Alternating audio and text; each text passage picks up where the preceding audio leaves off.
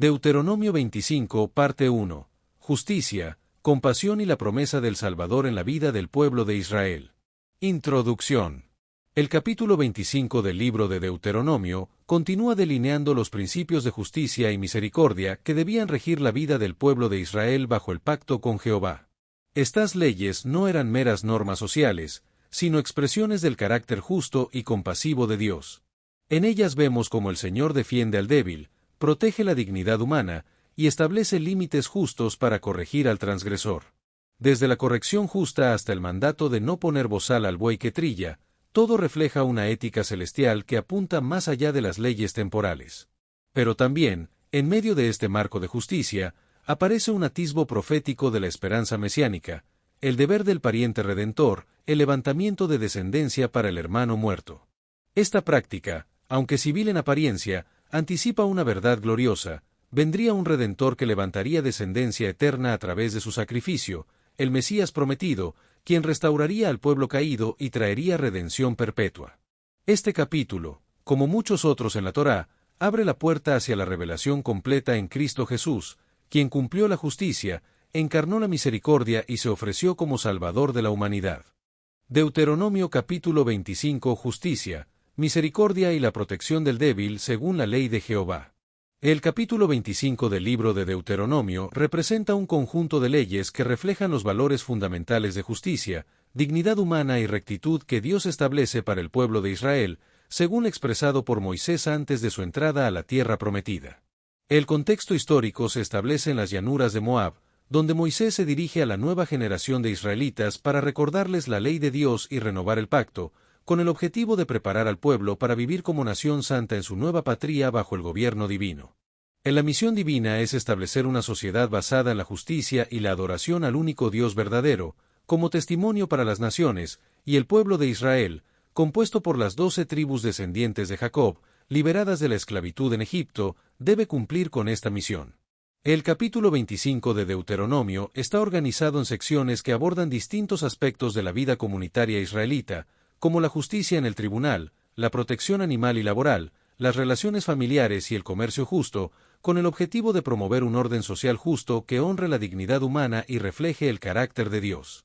Las leyes establecidas en este capítulo incluyen normas sobre juicios justos y castigos proporcionados, el trato ético a los animales de trabajo, regulaciones sobre el matrimonio levirato y comportamiento público apropiado, y la prohibición de pesos y medidas fraudulentos en las transacciones comerciales. Todas ellas diseñadas para crear una sociedad justa y piadosa que contraste con las prácticas de los pueblos cananeos. A través de estas leyes, Dios revela su carácter y su deseo de que Israel sea una sociedad justa que refleje sus atributos divinos, y Moisés, como líder y profeta, comunica estas instrucciones divinas para guiar al pueblo en su nueva vida en la tierra prometida. Justicia en el tribunal y dignidad humana, Deuteronomio 25, 1-3. El capítulo 25 del libro de Deuteronomio establece un principio fundamental del sistema legal israelita, que es la justicia proporcional, asegurando que el castigo sea equilibrado con la gravedad del delito y evitando tanto la impunidad como los castigos excesivamente severos. La ley prescribe que los jueces deben determinar quién tiene razón y quién no en un pleito, absolviendo al justo y condenando al culpable, y que el castigo físico mediante azotes está permitido, pero con límites estrictos para preservar la dignidad humana, incluso de los infractores. El proceso judicial se describe en los primeros versículos del capítulo, donde se establece que los jueces deben examinar cuidadosamente cada caso y emitir veredictos basados únicamente en los hechos, sin prejuicios ni favoritismos, y que el sistema judicial tiene el poder legítimo para resolver disputas y aplicar la ley divina en la comunidad. La importancia de los juicios justos se subraya en el primer versículo del capítulo, que establece que el propósito fundamental del sistema judicial es discernir entre el inocente y el culpable, absolviendo a uno y condenando al otro según corresponda, y que los jueces deben buscar la verdad sin favoritismos ni discriminación. La limitación de los castigos físicos se aborda en el versículo 2, que establece que los azotes se deben administrar en presencia del juez, lo que servía como salvaguarda contra abusos y aseguraba que el castigo se aplicara de manera justa y según lo dictaminado. La ley también establece que el número de azotes debe ser proporcional al delito, y que no se debe exceder de 40 azotes para evitar envilecer al infractor, lo que muestra que la ley israelita valoraba la dignidad humana y buscaba evitar castigos crueles o excesivos. En general, El capítulo 25 del libro de Deuteronomio presenta un sistema judicial que busca la justicia, la imparcialidad y la protección de los derechos humanos, y que se basa en la ley divina y en los principios de justicia establecidos por Jehová. En la legislación de Jehová en Deuteronomio 25 establece un principio de justicia equilibrada, donde la gravedad de la falta y la pena impuesta deben ser proporcionales, asegurando que el castigo no sea excesivo ni arbitrario. Del castigo solo se aplica después de un juicio formal que ha establecido la culpabilidad del acusado, y la presencia del juez durante el castigo asegura que se siga el procedimiento correcto sin excesos. En la ley establece un límite absoluto de 40 azotes como castigo corporal, y la tradición judía posterior estableció un máximo de 39 azotes para asegurarse de no exceder accidentalmente el límite divino. En la legislación reconoce que diferentes transgresiones merecen diferentes grados de castigo, y establece una escala progresiva de castigos según la gravedad del delito, siempre respetando el límite máximo establecido por la ley divina. La dignidad humana es preservada incluso en el castigo, y la ley se refiere al culpable como tu hermano, recordando a los israelitas su vínculo comunitario y la importancia de respetar la dignidad inherente del ser humano. La legislación reconoce que los infractores mantienen un valor inherente como seres humanos creados a imagen de Dios, y que la preservación de la dignidad del culpable facilita su eventual rehabilitación y reintegración a la sociedad, evitando la vergüenza permanente. La preocupación por preservar la dignidad humana en la aplicación de la justicia es revolucionaria en una época donde los castigos brutales y deshumanizantes eran la norma en las culturas circundantes, y se refleja en la enseñanza de Pablo en 2 Corintios 11, 24, que menciona el límite de 39 azotes. La justicia con misericordia en Deuteronomio 25 refleja un equilibrio entre la necesidad de justicia y el valor de la compasión, evitando que la punición se convierta en venganza, y se conecta con otras leyes sobre justicia en el libro que promueven la equidad y la imparcialidad. En las disposiciones sobre justicia proporcional en Deuteronomio 25, 1 al 3 forman parte de un amplio marco legal que establece un sistema judicial avanzado para su época, enfatizando la importancia de tribunales imparciales, testigos fiables y jueces íntegros, como se menciona en Deuteronomio 16, 18-19 y 17, 6.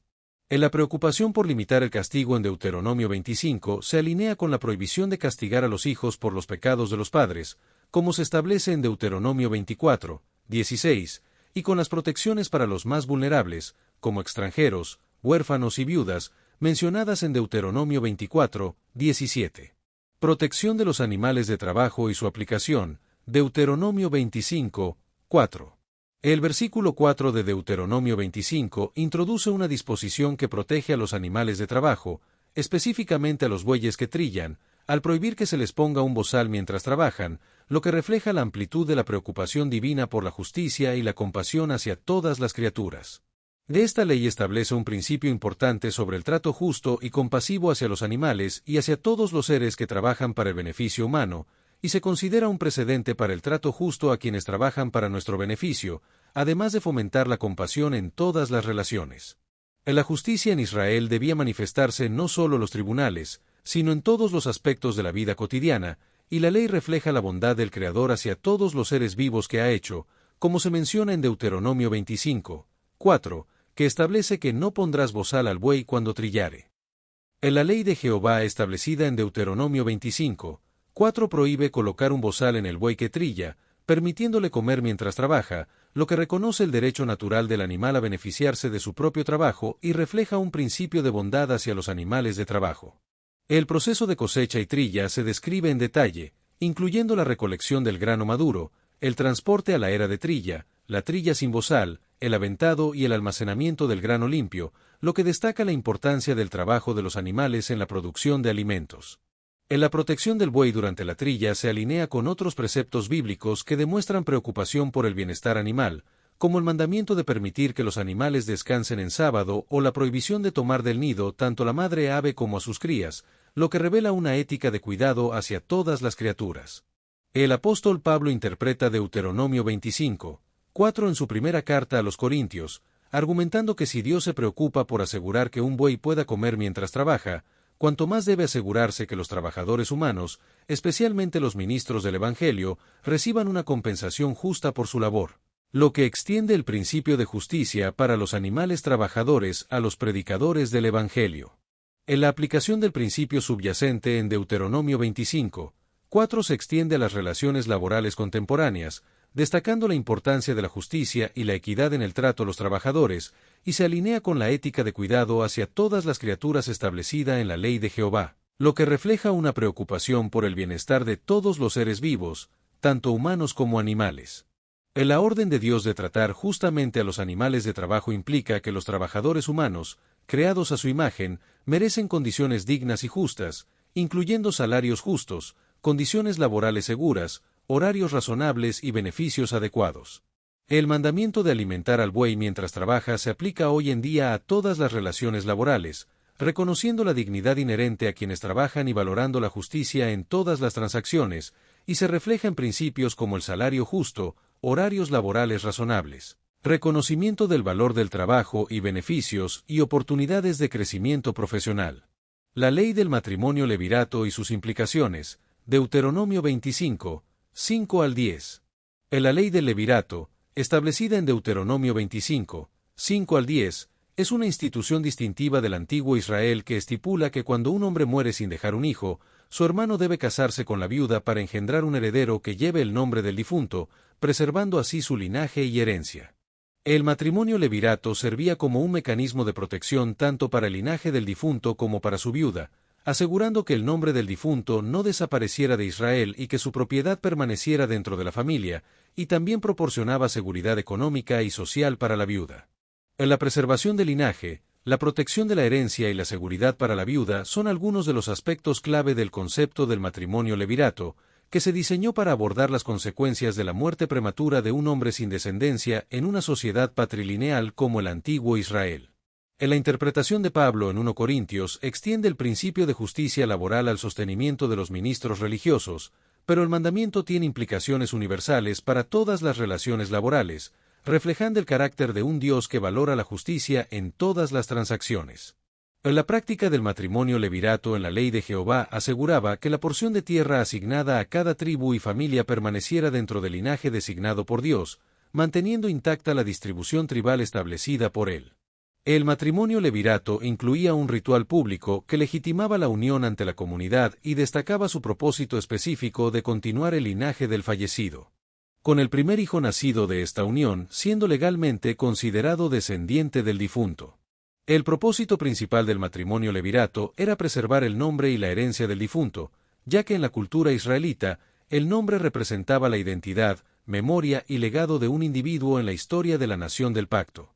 En la práctica del matrimonio levirato reflejaba la importancia de cada línea familiar dentro del plan redentor de Dios, ya que cada familia israelita tenía la potencial distinción de contribuir eventualmente al linaje del Mesías prometido, como ocurrió con la historia de Ruth y Booz, antepasados del rey David, y posteriormente, de Jesús. El matrimonio levirato preservaba las líneas familiares intactas dentro de la historia de Israel, manteniendo completo el registro tribal de la nación del pacto, protegiendo la distribución original de la tierra y manteniendo las propiedades dentro de las familias a las que fueron asignadas. En caso de que un hermano se negara a cumplir con el matrimonio levirato, Deuteronomio 25:7 al 10 establece un procedimiento detallado en el que la cuñada acudía a los ancianos y denunciaba la negativa de su cuñado, lo que desencadenaba un proceso público ante las autoridades comunitarias para reconsiderar su decisión. El procedimiento incluía la oportunidad para que el hombre reconsiderara su decisión ante los ancianos, y si aún se negaba, se llevaba a cabo un ritual en el que la cuñada le quitaba el calzado y le escupía en la cara, como señal de deshonra y rechazo de su negativa a cumplir con el matrimonio levirato.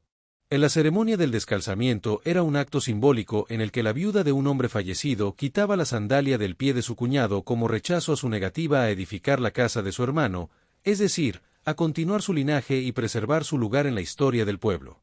De esta ceremonia se llevaba a cabo en la puerta de la ciudad, donde los ancianos administraban justicia, y consistía en la quita de la sandalia, el escupir en el suelo frente al hombre o en su rostro, y la pronunciación de una declaración formal que decía: «Así será hecho al varón que no quiere edificar la casa de su hermano». El acto de quitar la sandalia simbolizaba la renuncia a los derechos sobre la propiedad, la pérdida de autoridad familiar y la remoción del derecho a caminar en el lugar del hermano fallecido, y el escupir representaba desdén y rechazo social, expresando públicamente la indignidad de su comportamiento. En la familia del hombre que se negaba a edificar la casa de su hermano adquiría un apodo público, la casa del descalzado, que representaba una forma de vergüenza social y recordatorio público de su falla en cumplir con su responsabilidad familiar. En la sandalia, la cultura del antiguo Israel representaba autoridad, posesión y derecho legal, y quitarla públicamente simbolizaba la renuncia o pérdida de estos derechos y privilegios, y la puerta de la ciudad funcionaba como tribunal público donde los ancianos resolvían disputas y oficializaban transacciones legales. En la ceremonia del descalzamiento era una forma de garantizar la justicia y la misericordia en la sociedad israelita, y de proteger a los débiles, como las viudas, que no tenían los mismos derechos y privilegios que los hombres, y de recordar a los hombres su responsabilidad familiar y su deber de edificar la casa de su hermano. En la negativa a cumplir con la responsabilidad del levirato era considerada una grave falta de solidaridad familiar en la sociedad israelita, y se consideraba que tenía consecuencias sociales permanentes para el individuo y su familia. El versículo 10 de Deuteronomio 25 establece que quien rechazaba la responsabilidad del levirato sería conocido en Israel como la casa del descalzado, lo que constituía una forma de vergüenza social que afectaba no solo al individuo sino a toda su familia por generaciones. En la designación de la casa del descalzado se aplicaba a toda la casa o linaje, no solo al individuo, y se convertía en conocimiento común a nivel nacional, indicando que se mantenía indefinidamente como parte de la identidad pública de la familia.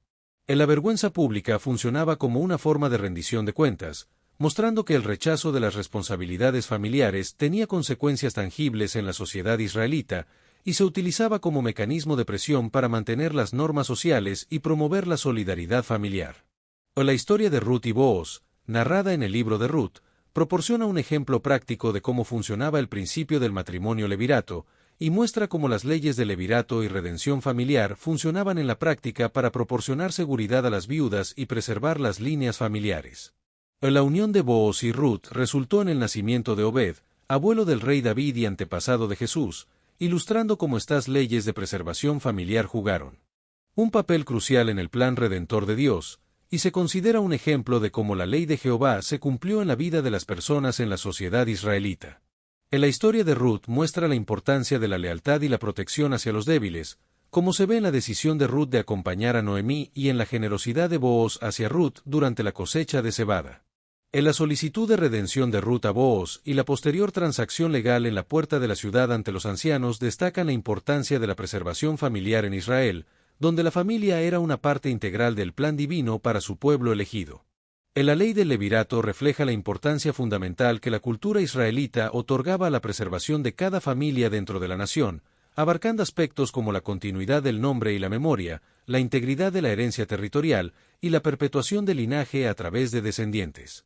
En la historia de Ruth y Booz concluye con la genealogía que conecta a Obed con David, revelando el propósito divino en toda la historia y destacando la importancia de la preservación familiar en el plan redentor de Dios. En la preservación familiar en Israel incluía varios aspectos, como la continuidad del nombre, la herencia territorial, el linaje mesiánico, la seguridad para viudas y la memoria histórica, que eran consideraciones primarias en la cultura israelita. Aunque el matrimonio levirato ya no se practica en las sociedades contemporáneas, los principios subyacentes de responsabilidad familiar y protección de los vulnerables siguen siendo profundamente relevantes y ofrecen orientación ética para las comunidades actuales, destacando la responsabilidad colectiva por el bienestar de los miembros vulnerables de la familia. En la responsabilidad de cuidar a las viudas, viudos, huérfanos y familiares en situación de necesidad es un principio importante en la ley de Jehová, y puede manifestarse en el apoyo de la familia extendida y las comunidades de fe hacia estos individuos. En la religión pura, según Santiago 1, 27, se caracteriza por visitar a viudas y huérfanos en sus tribulaciones, y las comunidades de fe actuales pueden aplicar este principio estableciendo sistemas de apoyo que proporcionen compañía, asistencia práctica y recursos financieros a quienes han perdido sus cónyuges. Para lograr esto, se pueden crear redes de apoyo familiar que coordinen la atención a miembros vulnerables, distribuyendo responsabilidades según capacidades y recursos, y establecer reuniones familiares regulares para evaluar necesidades y coordinar visitas, transporte y ayuda doméstica. Además, se pueden implementar programas específicos dentro de las comunidades de fe para identificar y atender las necesidades de viudas, viudos y personas solas, como grupos de compañerismo para prevenir el aislamiento, equipos de asistencia práctica para reparaciones y mantenimiento, y fondos de ayuda para emergencias financieras. En la preservación de la memoria familiar también es importante, y se puede lograr a través de prácticas intencionales de recordación y transmisión de historias, como documentar y compartir historias familiares, crear rituales conmemorativos significativos y educar a las nuevas generaciones sobre su herencia. Intervención indebida en disputas y preservación de la integridad, Deuteronomio 25, 11 y 12. Deuteronomio 25, 11 y 12 presenta una ley que aborda la conducta impropia en peleas, específicamente la intervención de la esposa de uno de los hombres en una pelea, y ordena una pena severa, la amputación de la mano de la mujer, sin posibilidad de conmutación mediante compensación económica. Esta ley parece abordar varios principios, como la protección de la capacidad reproductiva masculina, la preservación del decoro público durante los conflictos, y la limitación de la intervención de terceros en disputas físicas, y la severidad de la pena subraya la seriedad con que se veía este tipo de conducta impropia. La pena prescrita en Deuteronomio 25, 12 es excepcionalmente dura dentro del sistema legal israelita, y es uno de los pocos casos en la Toure donde se ordena específicamente la mutilación física como castigo, y el único dirigido contra una mujer. En la ley de Deuteronomio 25, 11 y 12 establece una pena severa para cualquier mujer que ataque deliberadamente los órganos reproductivos de un hombre durante una disputa, lo que indica la gravedad con que se veía esta transgresión específica en la sociedad israelita. La severidad de esta ley se debe a que la capacidad de engendrar descendencia era fundamental para cumplir el mandato divino de multiplicarse, y cualquier ataque a los órganos reproductivos masculinos representaba una amenaza existencial contra la perpetuación del linaje y la herencia.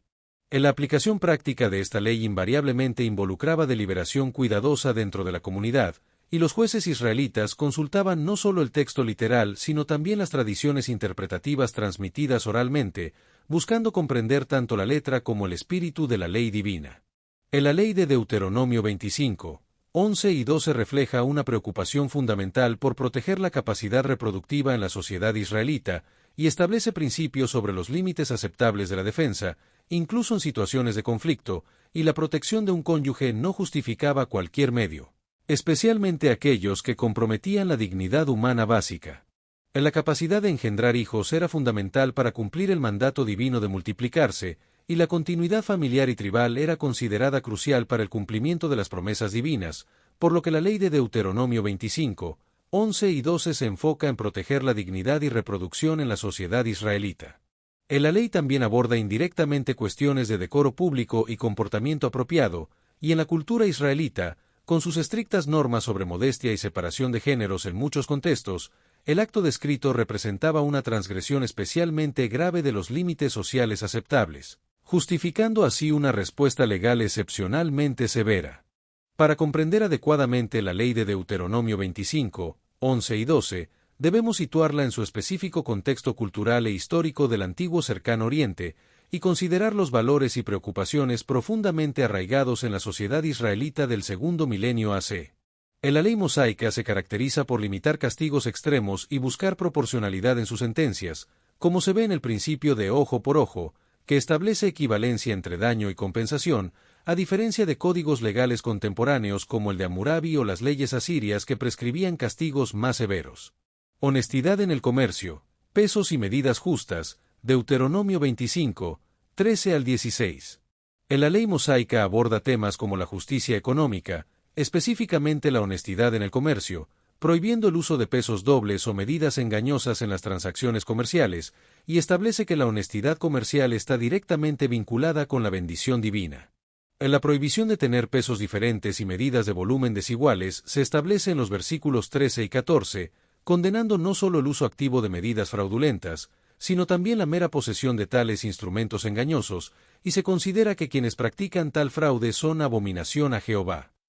La ley mosaica se compara con otros códigos legales de la época, como el Código de Hammurabi, las leyes asirias medias, las leyes hititas y las prácticas egipcias, en términos de severidad relativa en castigos por ofensas sexuales / reproductivas, y se destaca que la ley mosaica es moderada en este aspecto. La importancia de la honestidad comercial se refleja en la exigencia de exactitud total en todas las transacciones comerciales, y se establece que no hay tolerancia divina hacia la deshonestidad comercial, lo que se considera un pecado grave. La ley mosaica busca preservar el orden público y la dignidad personal, estableciendo límites claros para las intervenciones en peleas entre hombres y protegiendo a los miembros débiles de la sociedad, y se considera que la justicia y la misericordia son fundamentales en la ley de Jehová. En la ley de Jehová prohíbe específicamente la posesión de medidas diferentes para eliminar la excusa de tener intenciones honestas mientras se mantienen los medios para el fraude, y busca eliminar no solo el acto deshonesto sino la oportunidad misma para cometerlo. En la antigüedad, los comerciantes utilizaban pesos de piedra cuidadosamente tallados y marcados según su valor, y las balanzas de comercio consistían en un travesaño suspendido de su punto medio con platillos colgando de cada extremo, mientras que las medidas de volumen se representaban mediante recipientes estandarizados de cerámica o piedra. En la relación entre justicia comercial y bendición divina se establece en el versículo 15, que establece una conexión directa entre la honestidad comercial y el favor divino, y promete una vida larga y próspera en la tierra, prometida a aquellos que cumplen con el mandamiento de pesar exacta y justamente. La integridad en los negocios es presentada como un aspecto integral de la relación de pacto con Dios, y no como una simple convención social o requisito legal, y se enfatiza que la tierra es un don de Jehová, y que todas las bendiciones materiales son dones divinos que deben ser administrados con fidelidad. La justicia es considerada un valor fundamental que refleja el carácter de Dios, quien es perfectamente justo en todos sus caminos, y la honestidad comercial se ve como un valor espiritual central que fortalece los lazos comunitarios y la confianza mutua dentro del pueblo del pacto, permitiendo que la sociedad funcione armónicamente según el diseño divino. La administración responsable de los recursos y oportunidades económicos es vista como un aspecto importante de la relación con Jehová, y se enfatiza que estos dones deben ser utilizados de manera ética y responsable, y no como posesiones absolutas que pueden ser usadas sin consideraciones éticas. La promesa de días prolongados sobre la tierra sugiere que la integridad comercial contribuye a la sostenibilidad económica a largo plazo, mientras que las prácticas fraudulentas eventualmente socavan la estabilidad social, según se establece en Deuteronomio 25. El versículo 16 concluye que la deshonestidad comercial es considerada una abominación por Jehová, lo que expresa el más alto nivel de repulsión divina, y se utiliza principalmente para prácticas idolátricas y transgresiones morales graves, elevando el fraude económico al nivel de los pecados más severos.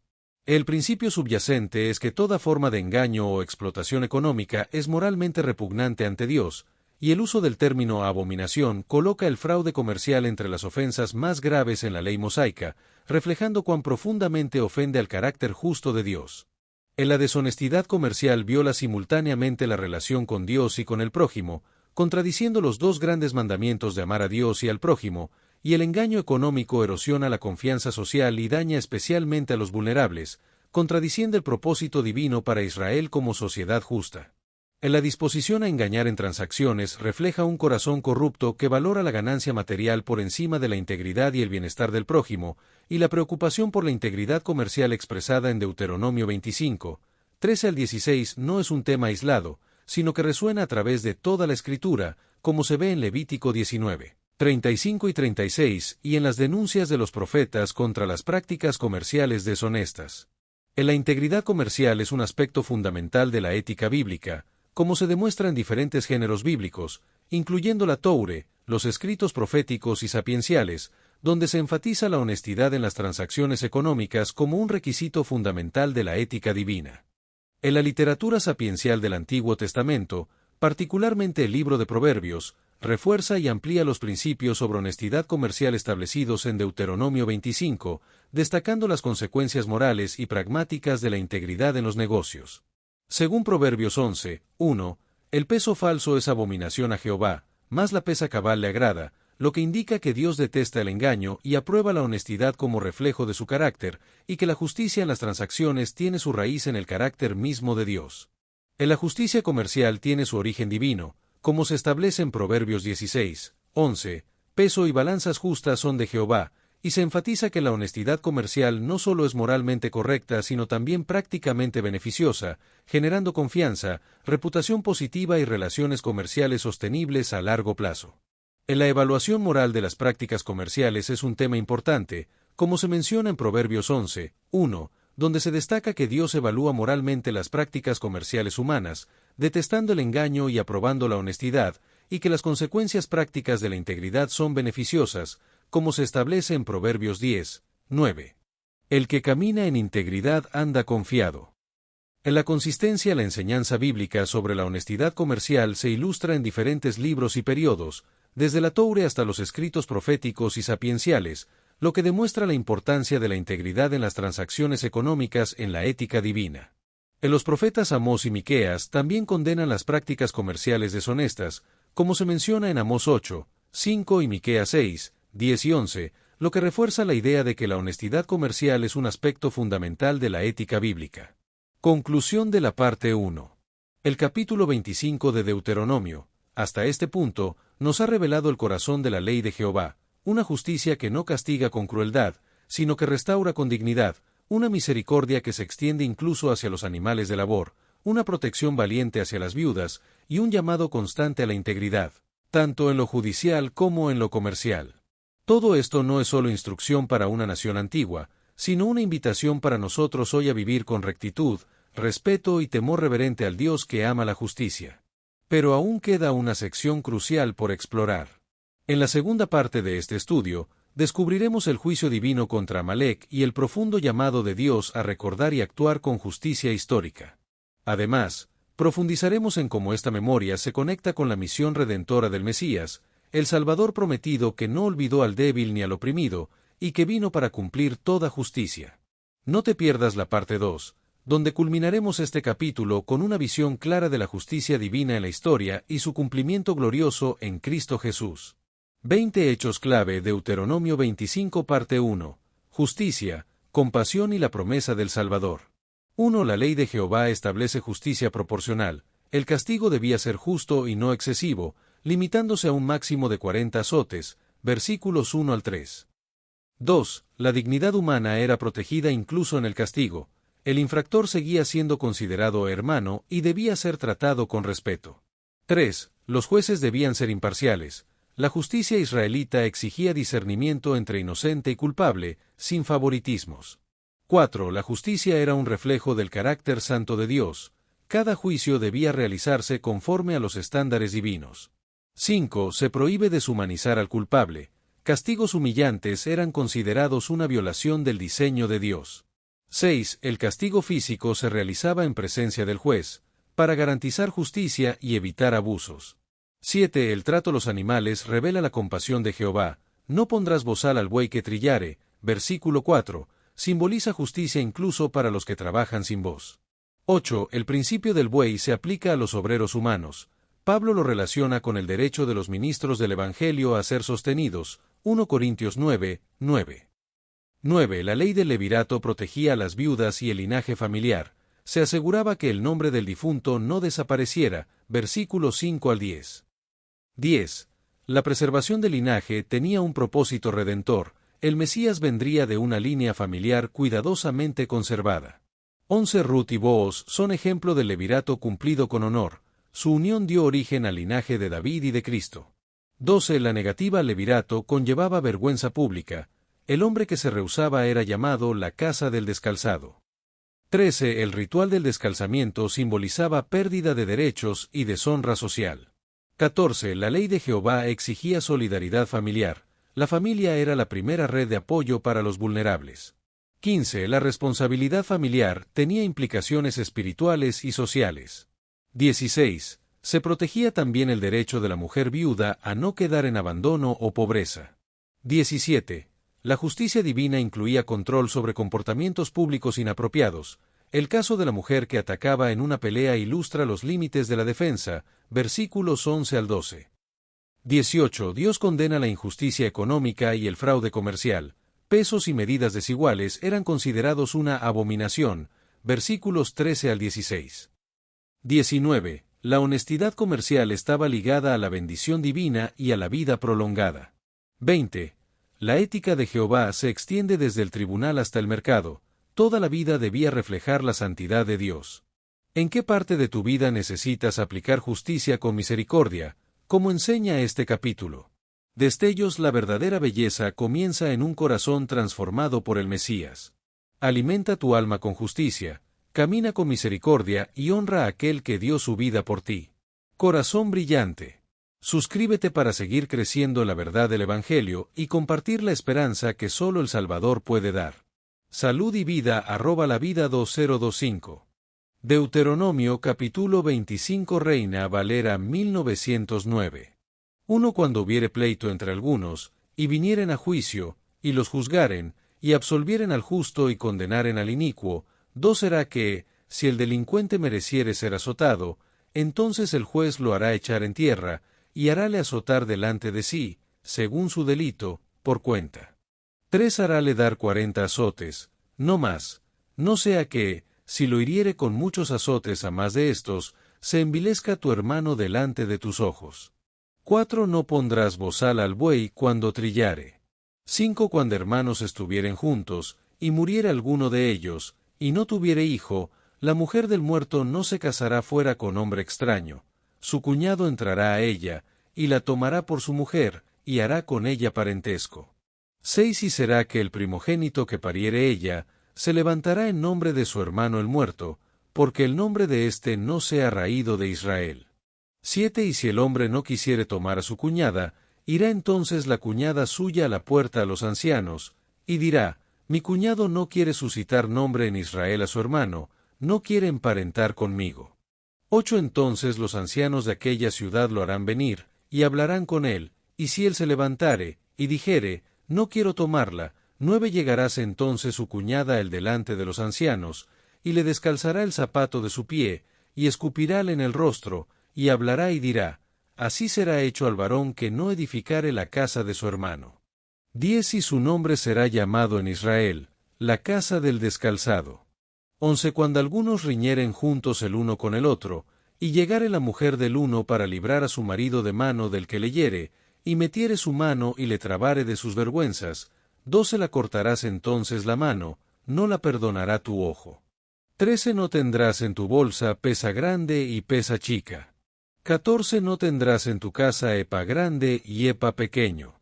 15 pesas cumplidas y justas tendrás, epa cabal y justo tendrás, para que tus días sean prolongados sobre la tierra que Jehová tu Dios te da.